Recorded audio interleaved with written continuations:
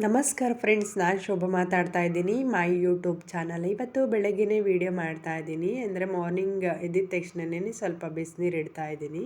So ಇವಾಗ weather change ಆಗಿದೆಯಲ್ವಾ, ಮಳೆಗಾಲ ಇರೋದ್ರಿಂದ ಸ್ವಲ್ಪ ಬಿಸಿನೀರು ಕುಡಿದ್ರೆ ಏನು ಕೋಲ್ಡ್ ಎಲ್ಲ ಇರಲ್ಲ ಅಂತ ಹೇಳಿ ಕುಡಿತಾ ಇದ್ದೀನಿ. ಆದರೂ ಸ್ವಲ್ಪನೇ ನನಗೆ ಲೈಟಾಗಿ ಕೋಲ್ಡ್ ಆಗಿತ್ತು.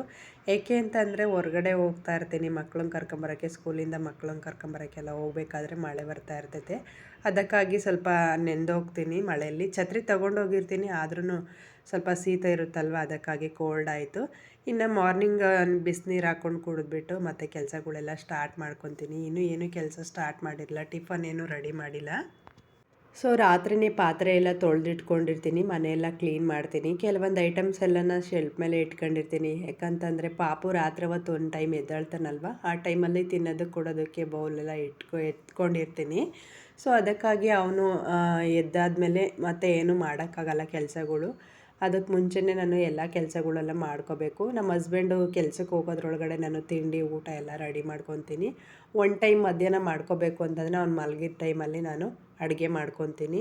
ಇನ್ನು ಬಿಸಿನೀರು ತಣ್ಣಗಾಗಕ್ಕೆ ಬಿಟ್ಟು ಸ್ವಲ್ಪ ಹೊತ್ತು ಆದಮೇಲೆ ನೀರು ಕುಡಿತಾ ಇದ್ದೀನಿ. ಸೊ ಇನ್ನು ಈ ಥರ ನೀರು ಕುಡಿಯೋದ್ರಿಂದ ನನಗೆ ಹೊಟ್ಟೆ ಹಸಿವು ಸ್ವಲ್ಪ ರಾತ್ರಿ ಎಲ್ಲ ಹಾಗೆ ಹೊಟ್ಟೆ ಕರಳೆಲ್ಲ ಇರ್ತೈತಲ್ವ, ಅದು ಹಸಿವೆಲ್ಲ ಕಾಣಿಸಲ್ಲ. ಸ್ವಲ್ಪ ಬಿಸಿನೀರು ಕುಡಿದ್ರೆ ಏನೋ ಒಂಥರ ಚೆನ್ನಾಗಿರುತ್ತೆ, ಎನರ್ಜಿ ಬರೋವಂಥದ್ದು. ಸೊ ಮಾರ್ನಿಂಗ್ ಇದೇ ಥರ ರೂಟೀನ್ ಇದ್ದರೆ ತುಂಬಾ ಇಷ್ಟ ಆಗುತ್ತೆ. ಒಂದು ಟೈಮ್ ಏನಾದರೂ ತಣ್ಣೀರು ಕುಡಿದೆ ಅಂದರೆ ಕುಡಿತೀನಿ. ಬಟ್ ಆದ್ರೂ ಇದು ಅಭ್ಯಾಸ ಆಗಿರುತ್ತಲ್ವ ಬಿಸಿನೀರು ಕುಡಿದು, ಅದಕ್ಕೂ ಡಿಫ್ರೆನ್ಸ್ ಆಗುತ್ತೆ. ಅದಕ್ಕಾಗಿ ನಾನು ಒಂದೊಂದು ಟೈಮು ಬಿಸಿನೀರನ್ನೇ ಕುಡಿತೀನಿ.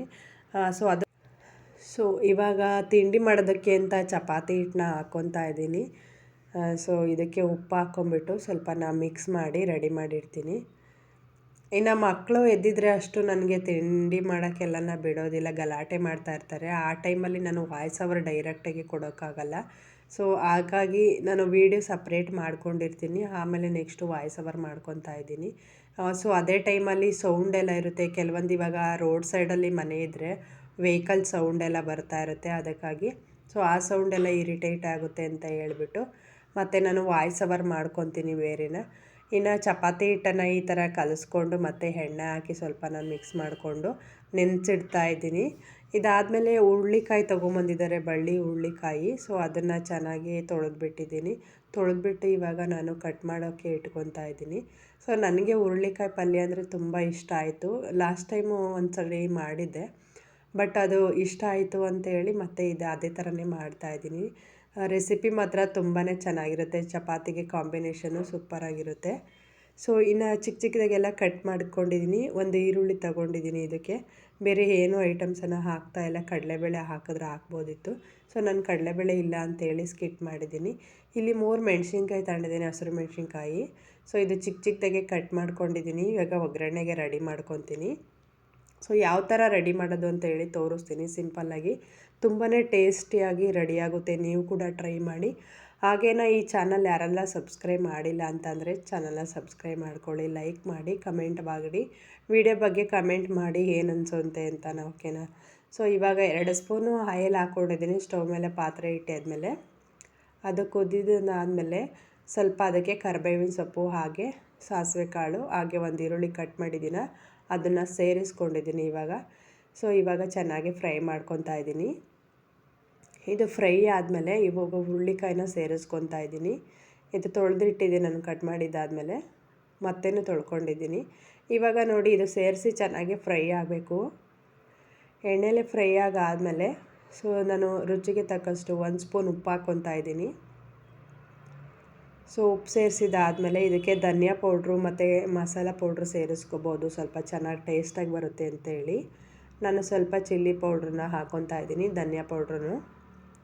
ಇದ್ರ ಜೊತೆಗೆ ಸ್ವಲ್ಪ ಕಾಯಿಯನ್ನು ಗ್ರೈಂಡ್ ಮಾಡಿ ಇಟ್ಕೊಂಡಿದ್ದೆ, ಅದನ್ನು ಸೇರಿಸ್ಕೊತಾ ಇದ್ದೀನಿ.